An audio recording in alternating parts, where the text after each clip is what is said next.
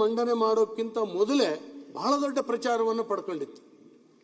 ಏನೋ ಒಂದು ವಿಶೇಷ ಇರ್ತದೆ, ಈ ದಾಖಲೆಯ ಬಜೆಟ್ನಲ್ಲಿ ಜನಸಾಮಾನ್ಯರಿಗೆ ಬಹಳ ದೊಡ್ಡ ಕೊಡುಗೆಯನ್ನ, ನಾಡಿನ ಅಭಿವೃದ್ಧಿಗೆ ಬಹಳ ದೊಡ್ಡ ಕೊಡುಗೆಯನ್ನ ಮಾನ್ಯ ಮುಖ್ಯಮಂತ್ರಿಗಳು ಕೊಡ್ತಾರೆ ಅಂತೇಳಿ ಹೇಳಿ ಬಹಳ ದೊಡ್ಡ ನಿರೀಕ್ಷೆಯನ್ನ ಇಟ್ಕೊಂಡಿದ್ರು. ಆದರೆ ಆ ಬಜೆಟ್ ಅನ್ನ ಪೂರ್ಣ ಅಧ್ಯಯನ ಮಾಡಿದಾಗ, ರಾಜಕಾರಣ ಹೊರತು ಮಾಡಿಯೂ ಕೂಡ ಅಧ್ಯಯನ ಮಾಡಿದಾಗ ಅತ್ಯಂತ ನಿರಾಶಾದಾಯಕವಾಗಿರ್ತಕ್ಕಂಥ ಒಂದು ಬಜೆಟ್. ಏನೊಂದು ಪ್ರಚಾರ ಇತ್ತು, ಏನೊಂದು ಜನ ಕಾಯ್ತಾ ಇದ್ರು, ನಿರೀಕ್ಷೆ ಮಾಡ್ತಾ ಇದ್ರು, ಆ ನಿರೀಕ್ಷೆಯನ್ನ ಈ ಬಜೆಟ್ ಹುಸಿ ಮಾಡಿದೆ ಅಂತ ಹೇಳಿ ನನಗೆ ಅನಿಸ್ತದೆ. ಅನೇಕ ಸಂಗತಿಗಳನ್ನು ಹೇಳಿದ್ದಾರೆ, ನಾನು ಚರವಣ ಮಾಡಲಿಕ್ಕೆ ಹೋಗೋದಿಲ್ಲ.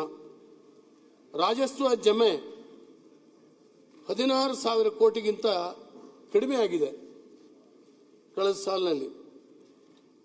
ಬಂಡವಾಳ ವೆಚ್ಚದ ಬಗ್ಗೆ ನಾವು ಪ್ರತಿ ಸಾರಿ ಅನುಮಾನವನ್ನ ವ್ಯಕ್ತಪಡಿಸ್ತಾ ಇದ್ವಿ.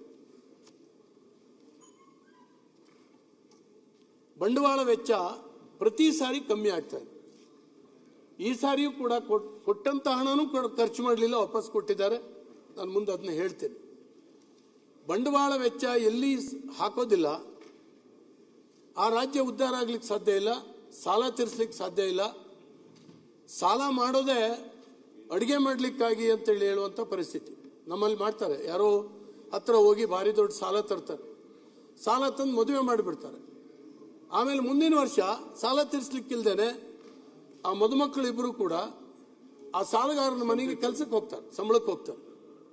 ಆ ಪರಿಸ್ಥಿತಿಯನ್ನ ನಿರ್ಮಾಣ ಮಾಡುವಂಥ ಕೆಲಸ ಇವತ್ತಾಗಿದೆ. ಬಂಡವಾಳ ವೆಚ್ಚ ಅತ್ಯಂತ ಕಡಿಮೆ ಆಗಿದೆ. ಅಂದಾಜಿಗಿಂತ ಸುಮಾರು 5,388 ಕೋಟಿ ಕಡಿಮೆ. ಆದರೂ ಈ ಬಾರಿ ರಾಜಸ್ವ ಸ್ವೀಕೃತಿ ಅನ್ನು 37,650 ಕೋಟಿಗೆ ಹೆಚ್ಚಿಗೆ ನಿರೀಕ್ಷೆಯನ್ನ ಮಾಡಿದ್ದೀರಿ. ಬಜೆಟ್ನಲ್ಲಿ ತೆರಿಗೆ ಹಾಕಲಿಲ್ಲ ಅಂತ ಹೇಳಿ ಬಹಳ ದೊಡ್ಡ ಪ್ರಚಾರ ಬಂದಿದೆ. ಹಿಂದಿನ ಸಾರಿನೂ ಬಂತು, ಬಹಳ ಅಪ್ರಿಸಿಯೇಷನ್. ಹಿಂದೆಲ್ಲ ಬಜೆಟ್ ಅಂತ ಹೇಳಿದ್ರೆ ಯಾವ್ದ್ರ ಮೇಲೆ ತೆರಿಗೆ ಹಾಕ್ತಾರೆ, ಸಿಗರೇಟ್ ಮೇಲೆ ತೆರಿಗೆ ಹಾಕ್ತಾರೋ, ಟೊಬ್ಯಾಕೊ ಮೇಲೆ ತೆರಿಗೆ ಹಾಕ್ತಾರೋ, ಇನ್ನೊಂದು ತೆರಿಗೆ ಹಾಕ್ತಾರೋ ಅಂತ. ಈ ಸರಿ ಯಾವ್ದ್ರ ಮೇಲೆ ಇಲ್ಲ, ಲಿಕ್ಕರ್ ಮೇಲೆ ಕೂಡ ನೀವು ತೆರಿಗೆ ಹಾಕಲಿಲ್ಲ. ಇನ್ನೇನು ಮುಂದೆ ಹಾಕ್ತೀನಿ ಅಂತ ಹೇಳಿ ಅಲ್ಲಿ ಪ್ರಸ್ತಾಪ ಮಾಡಿ ಹಾಗೆ ಬಿಟ್ಟಿದ್ದೀರಿ. ಬಹಳ ದೊಡ್ಡ ಅಪ್ರಿಸಿಯೇಷನ್ ಬಂತು ನಿಮ್ಮ ಬಗ್ಗೆ. ತೆರಿಗೆ ಹಾಕದೇನೆ ಬಜೆಟ್ ಮಾಡಿದ್ದಾರೆ ಅಂತ ನಮ್ಮ ನಾಯಕರು ಹೇಳಿದ್ರು, ಮುಂದಿದೆ ಮಾರಿ ಹಬ್ಬ ಅಂತ.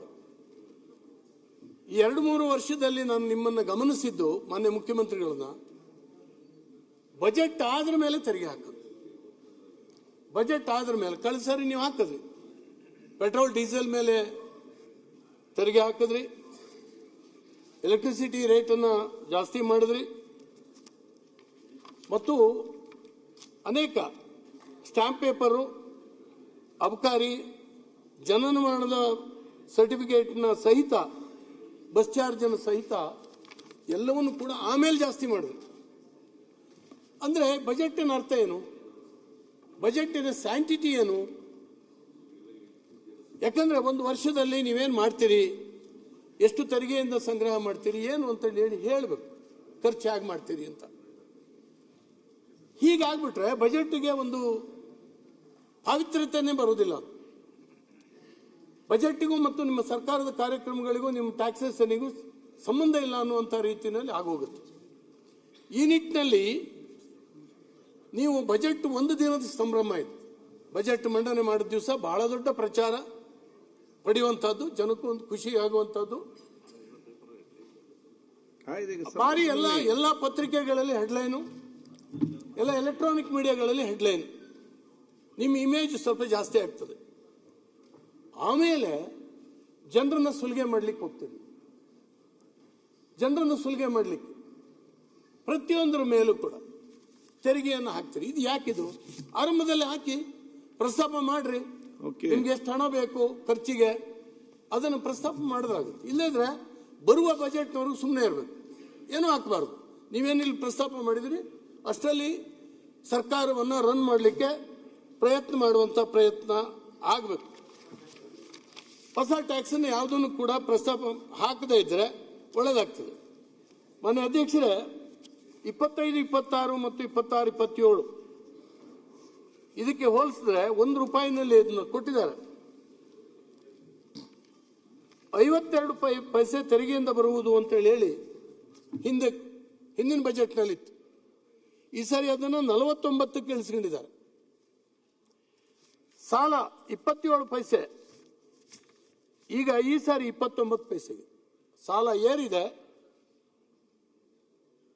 ತೆರಿಗೆ ಬರುವಂತಹ ತೆರಿಗೆ ಕಮ್ಮಿ ಆಗಿದೆ.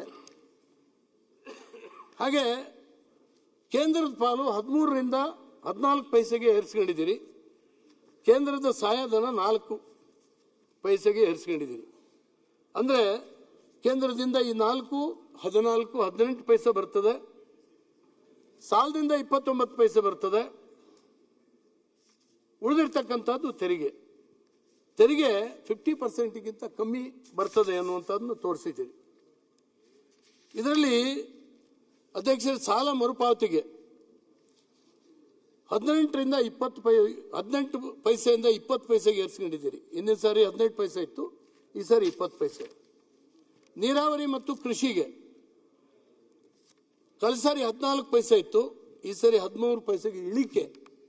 ವರ್ಷ ಜಾಸ್ತಿ ಆಗ್ತಾ ಹೋಗ್ಬೇಕು, ಕಮ್ಮಿ ಆಗ್ತಾ ಇದೆ. ಆರೋಗ್ಯಕ್ಕೆ ಹಿಂದಿನ ಸಾರಿ 5 ಪೈಸೆ ಇತ್ತು, ಈ ಸಾರಿ 4 ಪೈಸೆ. ಈ ಅಂಕಿಅಂಶಗಳು ಬಜೆಟ್ ಎಷ್ಟು ದುರ್ಬಲ, ಈ ಬಜೆಟ್ ಎಷ್ಟು ದುರ್ಬಲ ಅಂತ ಹೇಳುವಂಥದ್ದನ್ನ ತೋರಿಸ್ತದೆ ಅಧ್ಯಕ್ಷರೇ.